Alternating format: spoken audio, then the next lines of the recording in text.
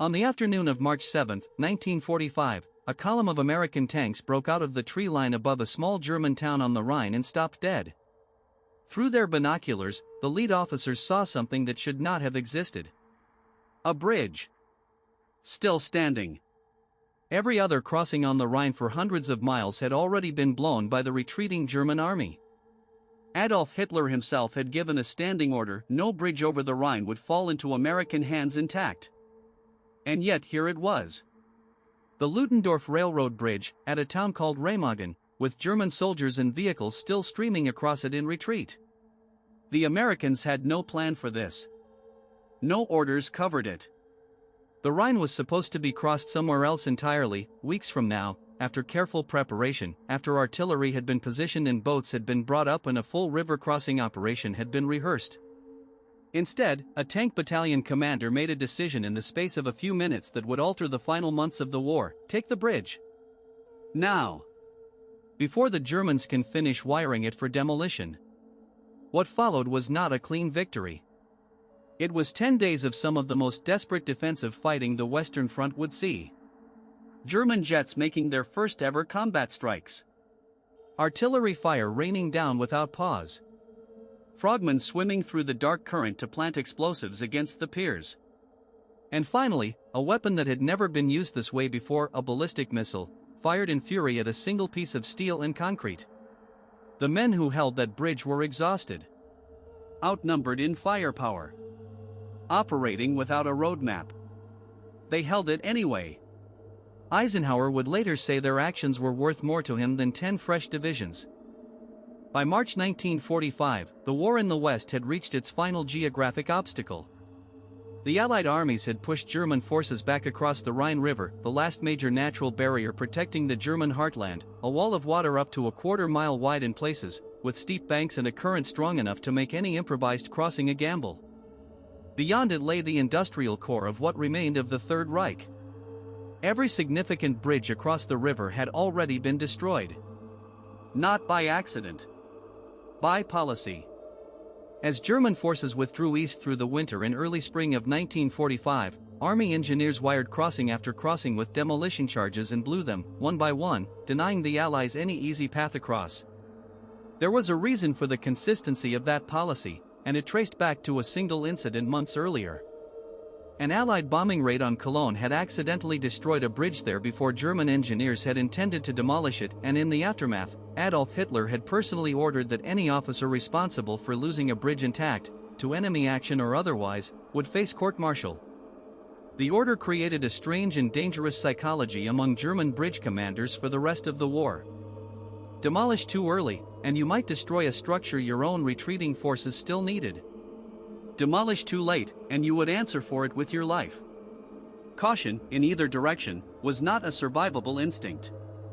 The result was a standing policy of destruction as early as practically possible, which is why, by the second week of March 1945, virtually nothing was left standing across the entire length of the Rhine. Into this collapsing German defensive picture drove the U.S. 9th Armored Division's Combat Command B, spearheaded by the 27th Armored Infantry Battalion and the 14th Tank Battalion. They were advancing rapidly through the Rhineland as part of Operation Lumberjack, the broader Allied push to clear German territory west of the river, and they were encountering resistance noticeably weaker than what intelligence had projected. German units in the area were fragmented, undersupplied, and increasingly disorganized as the front collapsed around them. The Ludendorff Bridge itself was almost an afterthought in Allied planning. A 1,300-foot railroad crossing built during the First World War, it connected the town of Remagen on the west bank to the village of Erpel and the steep Erpeler Lay Bluff on the east.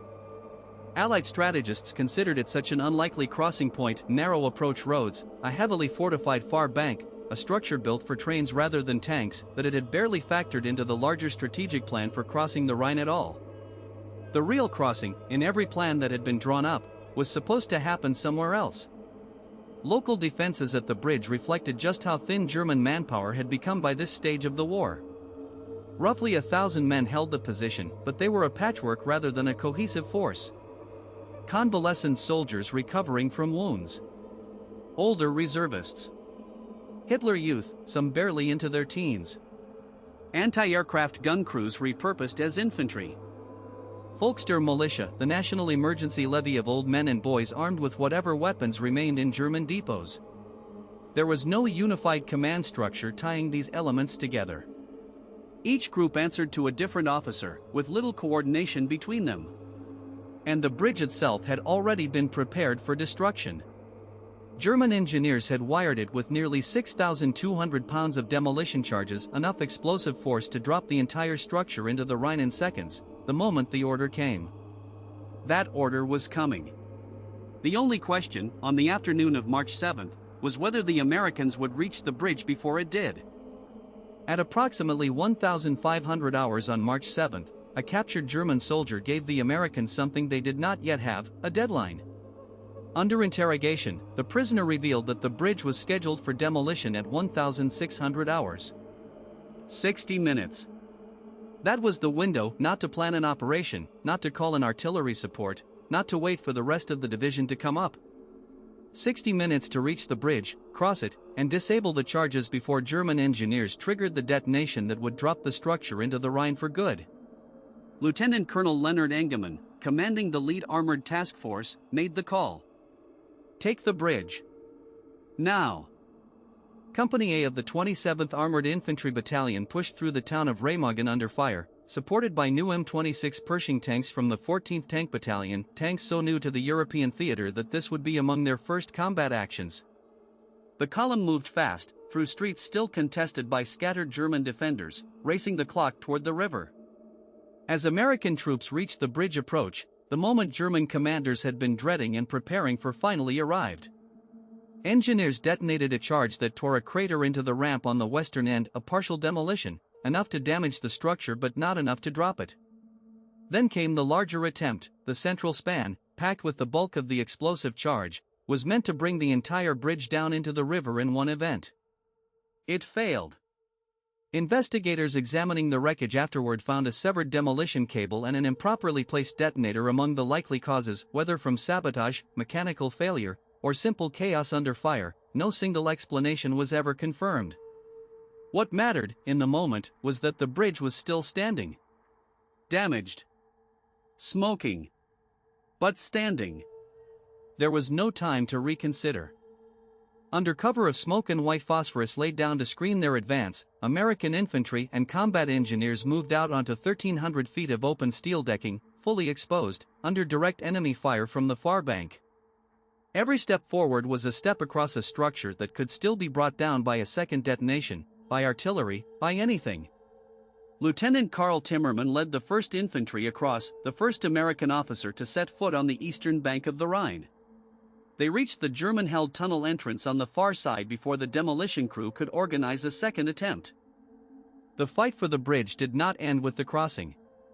Engineers from the 9th Armored Engineer Battalion went to work immediately, moving along the stone piers and trusses under continued fire, physically locating and cutting demolition wiring by hand. In the hours and days that followed, they pulled more than 1,400 pounds of unexploded explosives off the structure, charges that had failed to detonate in the initial attempt, and additional charges discovered in subsequent searches as German forces continued probing the bridge's defenses. By midnight on that first day, the entire American foothold on the eastern bank of the Rhine consisted of roughly 120 exhausted soldiers. No armor had yet crossed. No artillery support was in place on their side of the river. They held a position on hostile ground, deep in territory the German army had spent the entire war defending as sacred soil, with a single damaged bridge as their only line of supply or retreat and a German counterattack a very real and immediate possibility through the night. Word of the bridge's capture reached Eisenhower's headquarters within hours. What had begun as an improvised, unplanned seizure by an exhausted forward task force was rapidly transformed into a theater-level priority. Engineers, reinforcements, anti-aircraft batteries, and additional infantry were rushed toward Remagen from across the European theater. By the next morning, the first sustained American foothold on German soil east of the Rhine was no longer a fragile accident of timing. It was becoming a fact the German High Command would have to reckon with. Hitler's response, when word of the bridge's loss reached his headquarters, was immediate and furious. Officers were relieved of command. Several were court-martialed, some were executed. But fury alone would not retake the bridge. What followed over the next 10 days was a sustained German effort to destroy a single structure that historians have since called unmatched against any other tactical target of the entire war, a concentration of force, weaponry, and desperation that no other bridge, position, or objective in the European theater would see. On March 13, the Luftwaffe attempted something that had never been done before in the history of air warfare.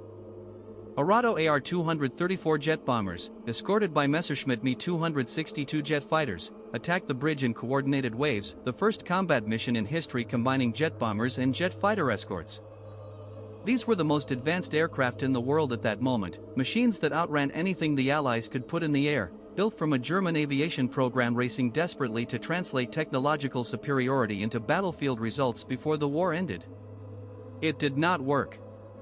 American anti-aircraft gunners had concentrated more guns around Remagen than around any single target in the entire war, over 670 weapons in total, layered across both banks of the river, tracking the skies in overlapping fields of fire. German aircraft losses were catastrophic. On the single heaviest day of attacks, Allied gunners claimed to have destroyed roughly half the attacking force. Aircraft that could outrun any Allied fighter in level flight were being shot down in numbers that even their jet engines could not compensate for, because speed does not protect against a wall of flak fire that does not need to chase its target only to be standing in its path. The attacks did not stop with aircraft. German frogmen attempted to swim down river under cover of darkness, working their way toward the bridge's stone piers to plant demolition charges by hand, hoping to finish in the water what the Luftwaffe could not finish from the air. American forces responded by running searchlight-equipped tanks along both banks through the night and dropping depth charges into the river at timed intervals, a defense built specifically to deny the cover of darkness to anyone trying to approach the piers underwater. Then, on March 17, came something that had never happened before and would never happen again in the entire war. The Germans launched 11 V-2 ballistic missiles at the bridge from launch sites nearly 125 miles away in the Netherlands.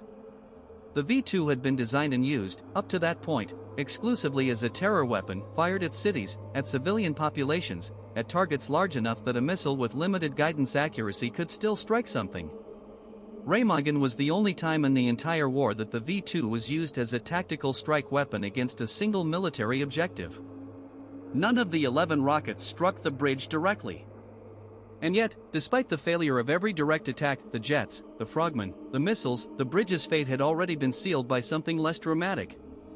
The cumulative weight of the original partial demolition, the structural damage from repeated near misses, and 10 straight days of constant heavy traffic from tanks, trucks, and thousands of soldiers crossing a structure built decades earlier to carry trains, not armies, proved to be too much. On the afternoon of March 17, 10 days after its capture, the Ludendorff Bridge collapsed into the Rhine. 28 American engineers, working on the structure at the time, were killed. Dozens more were injured. The bridge that German jets, frogmen, and ballistic missiles could not bring down had finally given out under the weight of its own success. By the time the Ludendorff Bridge fell into the Rhine, it had already done its job. In the 10 days it stood under American-controlled, battered, smoking, missing sections of its decking, held together as much by engineering improvisation as by its original steel. 6 full Allied divisions crossed the Rhine using it. Engineers worked around the clock to build pontoon and treadway bridges alongside the original structure, so that even after the Ludendorff finally gave way, the flow of troops, tanks, and supplies into the German interior never stopped. The bridge had bought enough time for its own replacement to be built beside it. Military historians have since estimated the scale of what that bought. The seizure of the bridge is credited with saving a minimum of 5,000 American lives and 10,000 wounded. The projected cost of a deliberate, opposed river crossing elsewhere along the Rhine, the kind of operation that had been the actual plan before a tank battalion commander made a different choice in the span of a few minutes. It accelerated the Allied advance into central Germany by as much as 3 weeks, time that mattered enormously in the closing months of a war that was being measured, by that point, in how many more cities and how many more lives would be lost before it ended. General Eisenhower later said the bridgehead at Remagen was worth more to him than 10 fresh divisions. It is a striking thing for a theater commander to say about an operation that did not exist in any plan he had approved, an operation that happened only because the men on the ground recognized an opportunity that no staff officer back at headquarters could have anticipated, and acted on it before it disappeared. The men who took and held Remagen were not executing a strategy written months in advance. They were tank crews, infantrymen, and combat engineers, making a decision under fire in the space of an afternoon and then holding a position they were never meant to hold, against an enemy that threw jets, rockets, frogmen, and the full desperate weight of a collapsing regime at them for 10 days straight. They were exhausted before they ever started. They held it anyway. And when the bridge finally fell, it fell because it had already won.